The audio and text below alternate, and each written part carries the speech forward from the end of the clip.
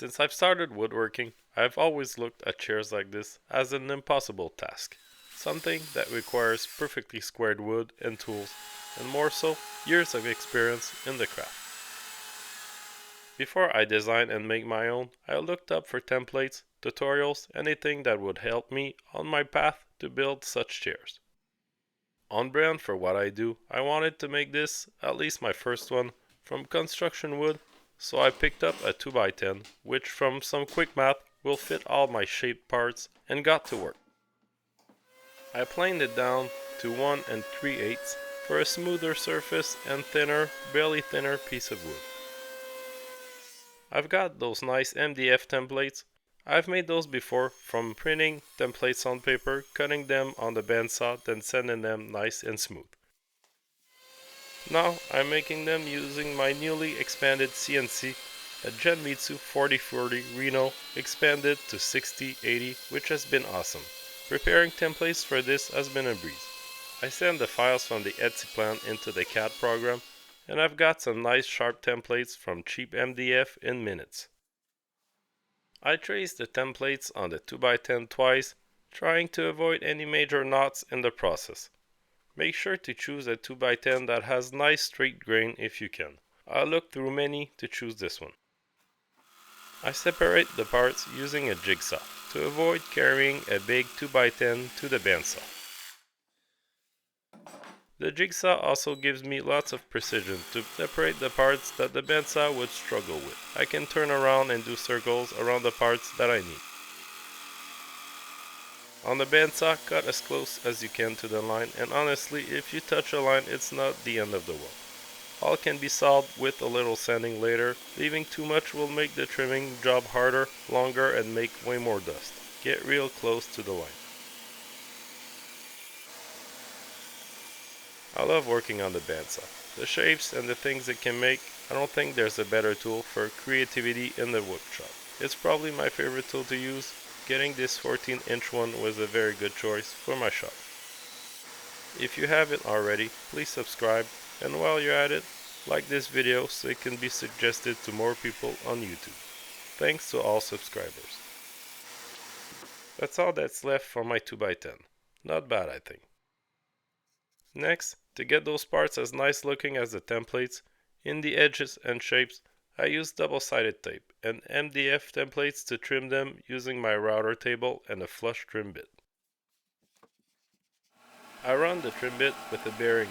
It can do 1 3/8, so that's one of the reasons I planed down my wood at the beginning.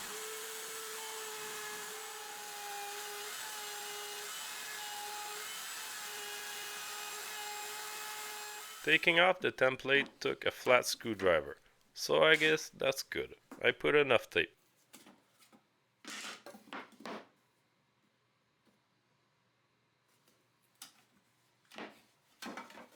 For the seat and back to the table saw, simply turning 2 2x4s into 4 2x2s for now.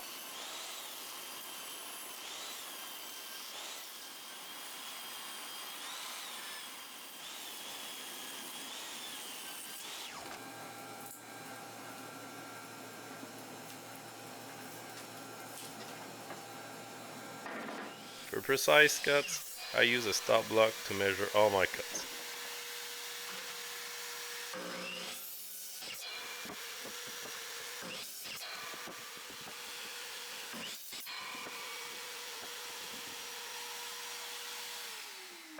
Finally, time for assembly. All the parts are there. I'm using dowels to assemble everything, tracing 2 lines per connection for the dowel jig.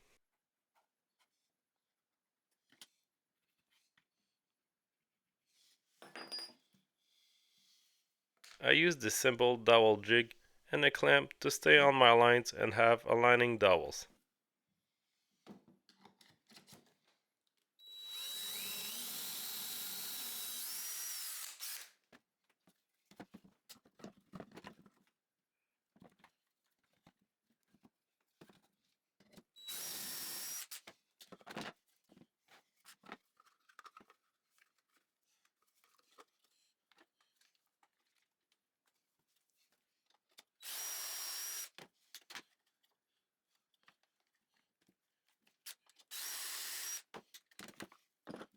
I've been excited to put this frame together since I got the CNC. Finally time to make some fancy chairs. I make sure to add enough glue and wipe off any excess later. Lots of end grain here, so don't be cheap on glue.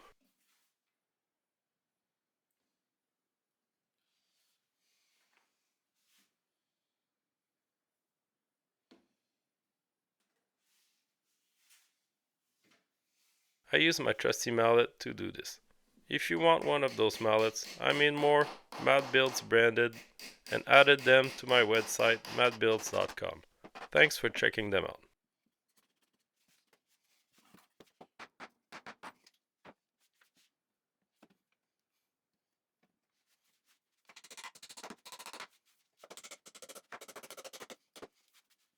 I found that pushing the stuff in, any micro differences in alignment made it hard to complete the connection. Banging it in on the table like this worked wonders.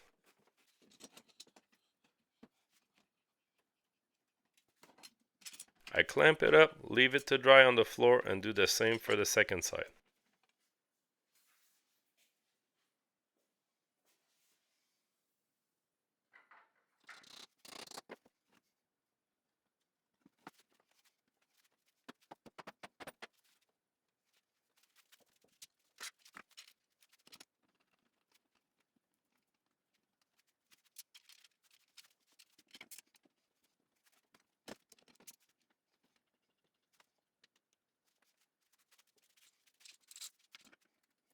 For the seat and the back, I use my pre-cut 2x2s and simply make a box frame like this using screws hidden by dowels for the joints.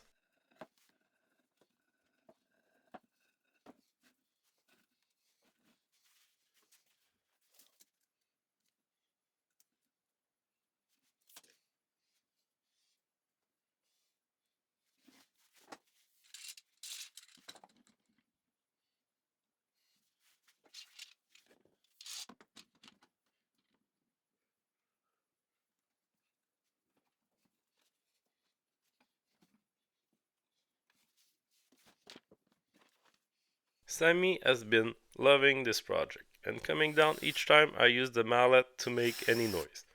He's a good boy and I let him stay when no dangerous tools are going on.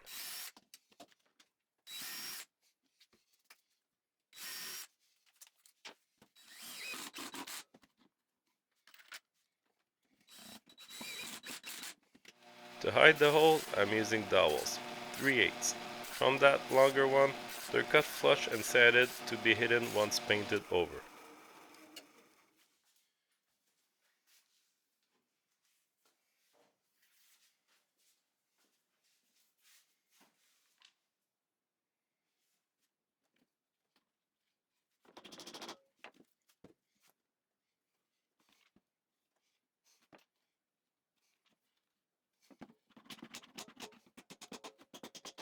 The second frame, I'll spare you all the details. It's the same thing with one more cross post part, slightly longer.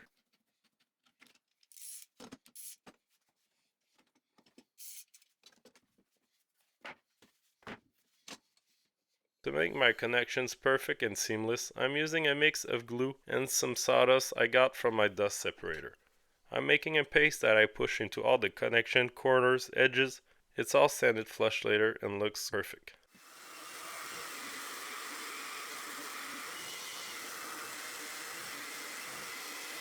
Now that the seat and back have dried, I cut all the dowels flush, sand everything nice and get it ready for the edging.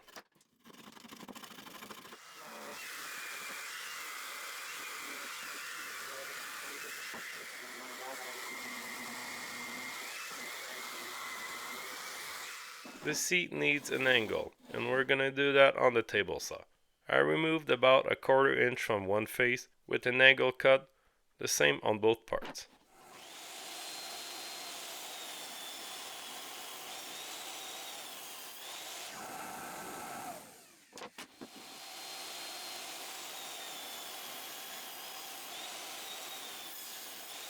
I secured the seat to the back the same way I made the frames, with screws hidden by dowels and plenty of glue.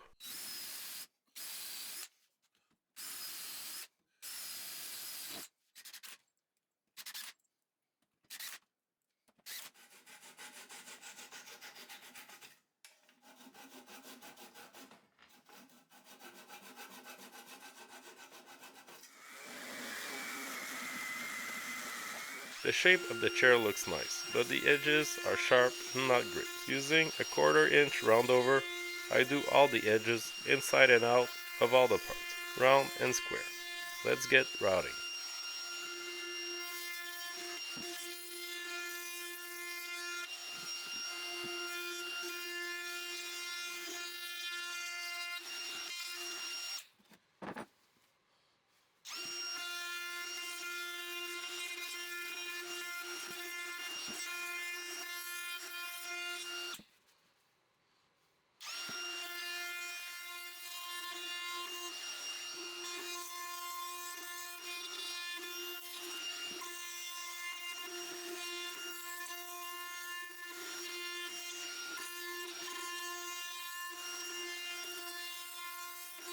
The templates I made on the CNC have the drill holes included.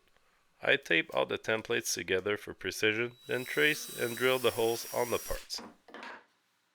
Using the drill holes to align the seat, I add glue, then clamp them in place before drilling 1/2 inch dowels through them.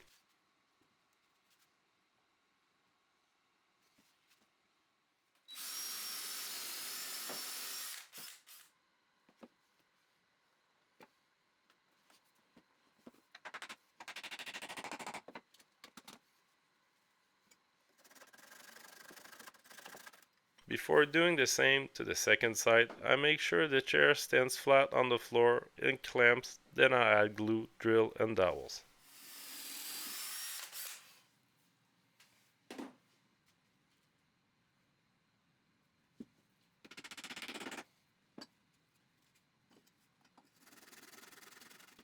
To let everything dry, I use long clamps and set it for a few hours before getting the final steps done.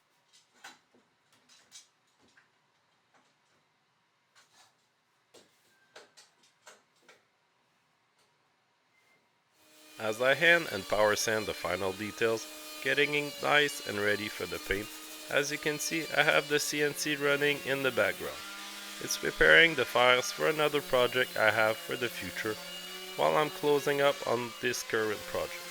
I love technology, and having this cut parts and templates as I work is pretty amazing. It lets me keep an eye on it, which is important, while still keeping busy. More on the next project in a few videos. I use the same black paint I often use. It seems like this gallon is basically infinite.